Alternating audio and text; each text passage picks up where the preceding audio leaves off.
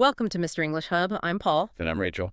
And our mission today, well, it's a really focused deep dive for you, the learner, who wants a kind of shortcut to more natural, sophisticated English fluency. Hmm. We've pulled together some key sources on communication, on etiquette, and we're really zeroing in on what seems to be the most vital rule.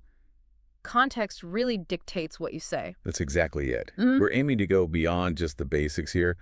Our sources, they cover quite a range, from those really crucial formal self-introductions, maybe for a job, Right. High stakes. right down to the more subtle functional phrases you need to kind of manage everyday conversations. Yeah. The main thing we want you to take away is how your purpose and your relationship with the person you're talking to shapes every single word choice. Okay, let's dive into that. What's Yeah. really striking across all the materials is this single idea. You only get one shot at a first impression. Mm-hmm. One chance. So preparation isn't about scripting lines, it's more about understanding the actual setting. Where are you? That's the absolute foundation, isn't it? Are you, say, meeting new classmates, or are you walking into a job interview? They're totally different. Right. If it's academic or casual, the structure is about being, well, quite comprehensive and personal, building community. Exactly. And our sources detail this structure, sometimes called the Shiva model, used in schools. It's like a checklist, almost. A checklist, yeah, to make sure you cover all the bases. It gives that full picture.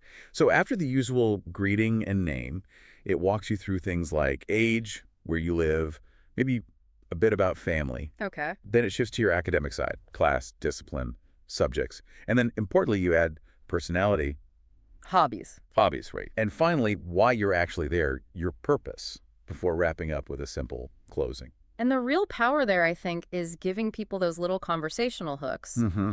Saying something like, my favorite color is pink, or I like puppies. It seems small, maybe, but those are the details someone else can pick up on later. Precisely.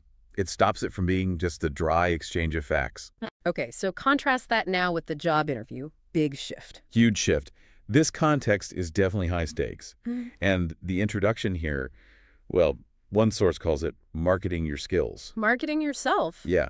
The goal isn't just, hello, this is me. Mhm. It's directly answering that unspoken question. Why you? Why should we hire you? And even before you speak, your nonverbals are doing some of that marketing, aren't they? Oh, absolutely. The sources hammer this home.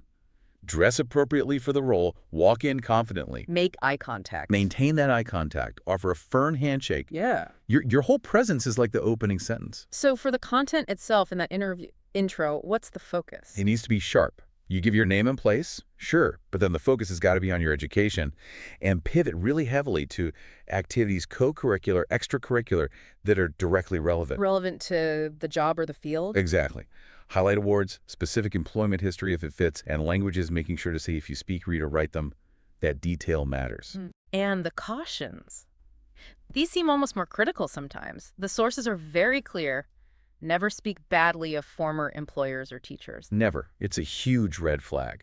That one negative comment says more about your lack of professional judgment than anything else. Good point. And another big etiquette point, family details.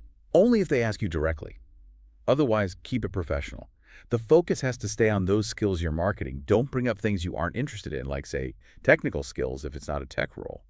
Stay relevant. Okay, so that covers the first impression. Now, moving beyond that into the daily grind of small talk, this is where things often get tricky, especially with what our sources call the greeting paradox. Ah, yes, the classic "how are you?" It's so common, but the function is often misunderstood. Right. For most native English speakers, most of the time, it's not really a question asking for information about your health. It's more like a social signal, a lubricant, as one source puts it, a bid for connection. A bid for connection. I like that. So the expected response isn't your life story. Not at all.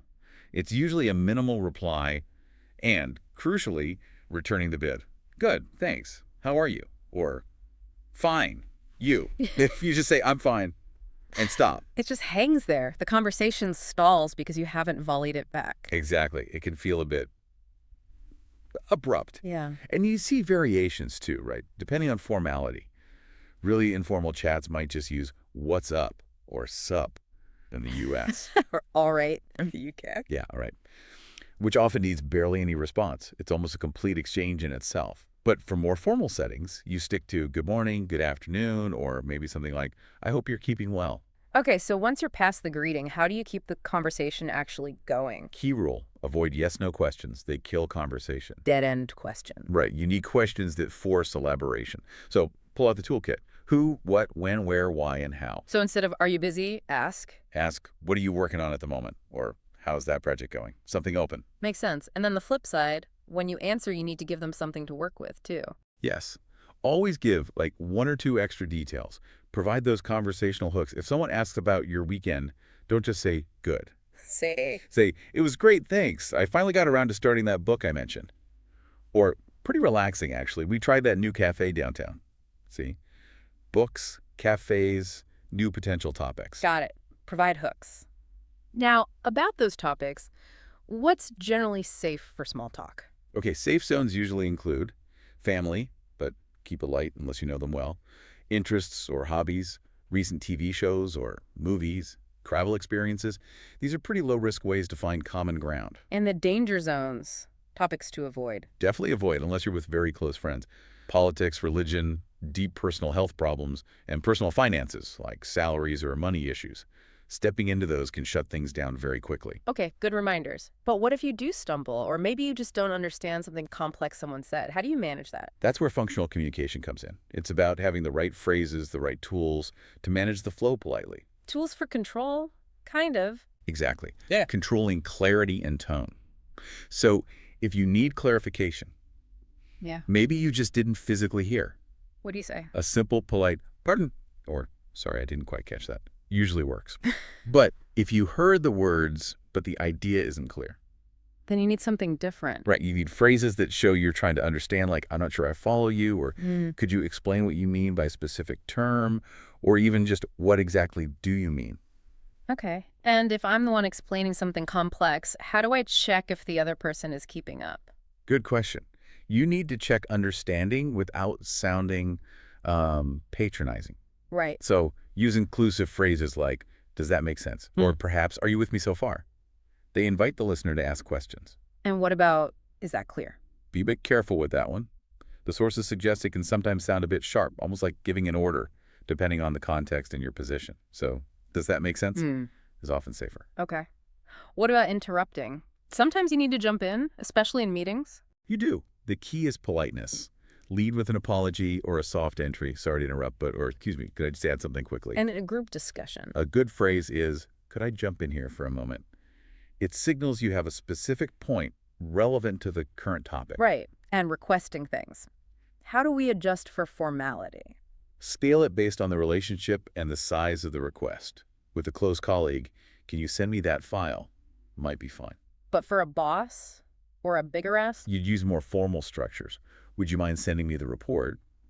Or could I possibly ask you to look this over? Using would and could definitely ramps up the politeness. And for physical help. Ah, the useful idiom. Yeah. Could you give me a hand with this? Works perfectly for asking for help with a task. Okay, last pair in this toolkit. Complaining and encouraging. How do we complain professionally? Focus on the issue, not the person. Use formal, direct, but polite language.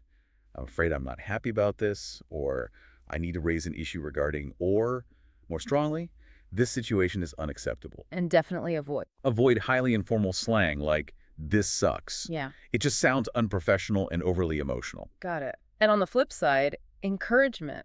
If things are going well, keep up the good work, or that's great progress. Universally positive. And if someone tried but didn't succeed, Acknowledge the effort. That was a really good try, or nice effort, perhaps followed by better luck next time. It softens the failure. okay, that functional toolkit is really useful. Let's wrap up with some specific vocabulary, starting with that absolute fail-safe topic, the weather. Ah, yes. The ultimate icebreaker, right? Because it's neutral, it affects everyone, it's always changing. Always something to say about it. But let's clarify the vocabulary quickly. The sources distinguish between 3 key terms. Right, so weather is the condition right now. Sunny, rainy, windy. Climate is the bigger picture, the typical weather pattern for a region over time. Like, Spain has a generally warm climate. Exactly. And temperature is just the measurement how hot or cold it is, usually in Celsius or Fahrenheit. Okay, now for making it sound more vivid, instead of just, it's hot. You can say, wow, it's absolutely boiling today. Or if it's been hot for days, we're having a real heat wave. Yeah. Much more descriptive. And for cold. It's freezing out there. Hmm. It's very common. Or if you're advising someone, you use an action phrase. Make sure to bundle up, meaning wear warm layers. Love that one. And rain, beyond just it's raining. If it's heavy rain, use it's pouring. Or that wonderful old idiom, it's raining cats and dogs. Instantly makes you sound more fluent. Okay, great weather words. Finally, to help make all this learning stick, let's look at some idioms for easy and difficult. Good idea. These are great for everyday conversation. So if something is really easy, You could say, oh, that presentation, it's a piece of cake. Or simply, don't worry, it's a breeze. piece of cake, a breeze. Nice. And for something difficult. You could say getting that project approved is really tough. Or a great contrast to piece of cake is it's not exactly a walk in the park. Not a walk in the park. I like that too. It paints a picture. It does. So wrapping it all up, Hmm. what this deep dive really shows is that effective English communication isn't just about knowing words. It's about understanding the roadmap, the structures, the nuances, the language you pick. It absolutely has to depend on your purpose. Are you selling yourself or just chatting? Well. And your relationship to the person you're speaking with. Mm-hmm. Being able to choose the right linguistic tool for the right conversational job. That's really the core of fluency, isn't it? It really is. Okay, so to leave you, our listener, with one final thought to consider, let's think about those high-stakes situations again, presentations, leading meetings, group discussions. Right, where you need to take control. Exactly. The sources mention several techniques to initiate these discussions, ways to grab attention and set the tone immediately. So here's the question for you. If you were starting a crucial presentation, maybe to a potential client or your boss, which of these opening techniques would you choose to really seize command right from the first second? Would you start with a powerful, quote, a very precise definition related to your topic, a direct, maybe even challenging question to the audience, or perhaps a startling shock statement to make them sit up and listen? Interesting choices. Think about which one would most effectively frame your message and impress your audience right away. Something to ponder. Thank you for joining us for this deep dive.